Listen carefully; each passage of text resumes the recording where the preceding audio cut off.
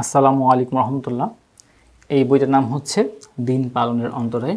আচ্ছা, প্রথমে এই বইটা এটা যতটুকু বুঝতে পারলাম, এটা যারা জেনারেল স্টুডেন্ট আছেন, যারা জেনারেল থেকে অথবা দিনী ফ্যামিলি বেদিনী ফ্যামিলি যেখান থেকেও হতে পারে, সন্তান কিন্তু দিন পালন করেনি, সন্তান বেদিনীভাবে চলেছে এবং একটা সময় গিয়ে স্কুলে কলেজে ইউনিভার্সিটি লেভেলে বা যে কোনো একটা সময় গিয়ে সে দিনের বুঝ পেয়েছে, আল্লাহ তাআলা তাকে হেদায়েত দিয়েছেন, তার বুঝ চলে আসছে, কিন্তু তার ফ্যামিলি সম্পূর্ণ বেদিন আছে বা দু একজন হয়তো দিন পালন করেন। সমস্যা হচ্ছে তার দিন একটা সার্কেল ছিল, তার ফ্রেন্ড সার্কেল থেকে সে এখন আলাদা হয়ে গেছে। সে হয়তো পপুলার ছিল তার ফ্রেন্ড সার্কেলের ভিতরে, সে ভাবতো যে আমি যেহেতু দিন বুঝতে পেরেছি, তারা অত সহজে বুঝতে পারবে, যেহেতু ও আচ্ছা ও চেঞ্জ হয়ে গেল, নিশ্চয়ই এর ভিতরে কিছু আছে, আমরাও চেঞ্জ হয়ে যাই।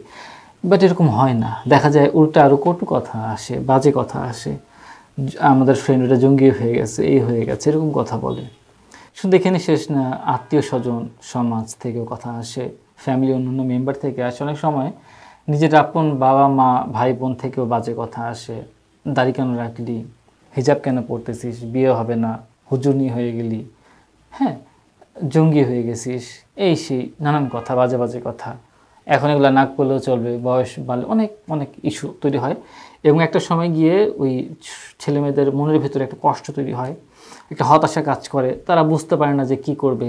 প্রত্যেকের যে একই মানে সবগুলো সিচুয়েশন হয় তা না, একই জন্য এক একটা দিক থেকে হয়, আবার অনেকের অনেকগুলো সিচুয়েশনও হয়, কিন্তু তাদের ভিতরে যে হতাশা তৈরি হয়, হ্যাঁ বিভিন্ন হতাশা, কটু কথা, সামাজিক দিক থেকে প্রেশার, বিয়ে হচ্ছে না, আবার ওই সমস্যায় অনেক রকমের সমস্যায় তারা মানসিকভাবে কষ্ট থাকে। তো এর ফলাফল দেখা যায় কেউ খুব বেশি মেজাজি হয়ে যায়, উগ্র হয়ে যায়, বা আমার সাথে খারাপ আচরণ করে, বন্ধুদের সাথে, ফ্যামিলির সাথে, তখন সেটা আরও বেশি ইম্প্যাক্ট করে। আবার অনেকে দেখা যায় একদম চুপ হয়ে যায়, তো তাদেরকে যারা বলে না যে যারা চুপচাপ থাকে ওদেরকে আরও বেশি করে যাতানো হয়। হ্যাঁ, তো এরকম প্রত্যেক কারো না কারোর ক্ষেত্রে বিভিন্ন সিচুয়েশন হয় যেখানে বিয়ার করা সম্ভব হয় না, বহন করার মতো হয় না। তো এই যে ইস্যুগুলো আছে, হ্যাঁ এগুলো থেকে কীভাবে উতরে আসা যায়, তো বেসিক্যালি লেখক এখানে সেই চেষ্টাই করেছেন। এটা অনুবাদ, সংকলন এবং সম্পাদন করেছেন মুসা আমান। তো এই বিষয়টা খুব ভালো করেছেন যে টপিক ধরে ধরে বাবা মার সাথে ব্যবহারটা কী হবে, আল্লাহর কাছে দোয়া করতে হবে, একটা নাসিহা দেওয়া হয়েছে, যে একটা গাইডলাইন দেওয়ার চেষ্টা করা হচ্ছে, আপনি এই বিষয়গুলো করেন, এগুলো একটু ফলো করার চেষ্টা করেন, অন্তত আপনার মনের শান্তিটা দরকার। আপনি হয়তো কন্ট্রোল করতে পারছেন না, আপনার যে এনভায়রনমেন্টটা আছে এটাকে আপনি কন্ট্রোল করতে পারছেন না, আপনার হাতে নাই, কি করবেন? অ্যাটলিস্ট আপনাকে তো সিচুয়েশনে থাকতে হবে, টেকে থাকতে হবে, তাই না? তো এই টিকে থাকা, তো সেই জন্য নাসিহাটা দরকার এবং একটা সময় গিয়ে আল্লাহর উপর ভরসা করা, আল্লাহ তাআলা আপনার সময় এক সময় পরিবর্তন করে দিবেন। হ্যাঁ, তো সেই ইস্যুগুলো, বিভিন্ন ইস্যু নিয়ে বিভিন্ন দিক চিন্তা করে খুব সংক্ষেপে ছোটোর ভিতরে নাসিহা দেওয়া হয়েছে এই বইটা। তো সেই ক্ষেত্রে বলবো খুবই চমৎকার একটা কাজ করেছে। এত ছোটোখাটো একটা বিষয়, এত সুন্দর সুন্দর কথা, এত সুন্দর করে বোঝানোর চেষ্টা করা হয়েছে, যেটা খুবই গুরুত্বপূর্ণ ছিল। এবং আলহামদুলিল্লাহ যারা এরকম সিচুয়েশনে আছেন, দিনে ফিরেছেন এবং এবং এই ইস্যু নিয়ে পার হচ্ছেন, তাদের জন্য বেশ ভালো হবে। এখন পাঠকদের বিষয়ে বলি, দুই রকম পাঠক আছে। কিছু পাঠক আছেন যারা বুঝতে পারছেন যে আসলে আমার দরকার, আমি কম বুঝি, আমি সিচুয়েশনের ভেতরে আছি, তারা বইটা নেবেন, পড়বেন এবং মন দিয়ে পড়বেন এবং তারা সেখান থেকে উপকার পাবেন। আরেক ধরনের পাঠক আছে, তারা একটু বেশি জ্ঞানী পাঠক। হ্যাঁ, তারা কি করেন, তারা একটু বেশি হয়তো পড়াশোনা করেছেন বা লেকচার দেখেছেন, তারা এখন কি করে, তাদের বন্ধুদের সাথে, এমনকি পরিবারের অন্যান্য সদস্য, বাবা মায়ের সাথেও দালিলিক তর্ক বিতর্ক শুরু করে দেন, যুক্তি তর্ক শুরু করে দেন, এই সেই। তো তাদের ক্ষেত্রে একটু উগ্র মেজাজ চলে আসে অনেক সময়, বা তারা অনেক বেশি জ্ঞানী হওয়ার বোঝার কারণে কি হয়, তারা অন্যদের অন্য কেউ যে তাকে নাসিহা দিবে, সেই নাসিহাও সে নিতে চায় না অনেক সময়। তাদের কাছে যদি এই বইটা দেন, সে পড়বে, পড়ে বলবে এগুলো তো নর্মাল কথা, এগুলো তো আগেও শুনেছি অনেক, এগুলো আমি পড়ে কী করবো, আমার কি কাজে লাগবে, আমার কোনো কাজে লাগবে না, এগুলো তোমরা পড়ো, এগুলো নতুন কোনো কথা না। আসলে এগুলো কিন্তু নতুন কোনো কথা না, এই বইয়ে যা আছে নতুন কোনো কথা নেই, সিরিয়াসলি। তো সে একই কথা বলবে, এটাতে নতুন কোনো কথা নেই, আমার কোনো কাজে লাগবে না। সমস্যাটা এখান থেকেই তৈরি হয়।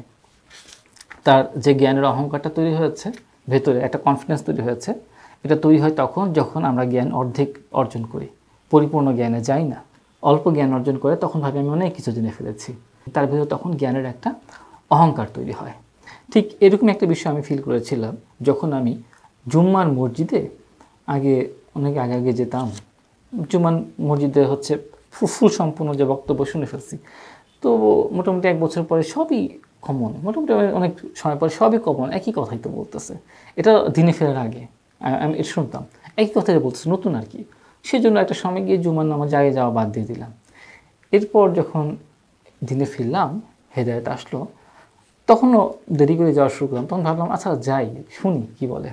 তো একই কথা, কিন্তু একই কথাই যেন আমাকে নতুনভাবে প্রেরণা দিচ্ছে, নতুনভাবে বোঝানোর চেষ্টা করছে। একই কথা, একই কথা আমি জানি, আমি শুনছি সবসময়, কিন্তু সেই একই কথার ভেতরেও যেন কিছু ভিন্নতা আছে। তো ঠিক একই বিষয়টা আছে, যাদের ভেতরে সেই জ্ঞানের অহংকারটা আছে, যারা বাবা মার সাথে দাঁড়িয়ে তর্ক বিতর্ক লিপ্ত হচ্ছেন, তাদের ভিতরে কিন্তু কষ্ট আছে। কষ্ট নাই যে তা না। এই যে দিনে ফেরা যারা আছে, যারা পরিবেশের সাথে ফাইট করতেছে, এদের দুই শ্রেণীর মানুষের যে আলোচনা করলাম, দুই শ্রেণীর মানুষের ভিতরেই কষ্ট আছে, ফ্রাস্ট্রেটেড তারা। কিন্তু এক শ্রেণীর মানুষ ওই নাসিহা নিতে চাচ্ছেন না, নিতে পারতেছে না, তাদের জ্ঞানের ভিতরে ছোট একটা অহংকারের কারণে। তাদেরকে বলবো এটা পড়েন, একই জিনিস একই কথা, শুধু এটা যে পড়তে হবে তা না, যে কোনো নাসিহার বই পড়েন, আপনার কাছে মনে হবে একই কথা বলতেছে। আপনি আপনার যে জ্ঞান আছে, যা শিখছেন, যা বুঝছেন, সব কিছু মাথা থেকে ফেলে দেন, ফেলে একটা পাত্রে রাখেন। এরপর আপনি পড়েন, ঠান্ডা মাথায় পড়েন, আপনাকে কি বলতে চাচ্ছে একটু অনুধাবন করার চেষ্টা করেন।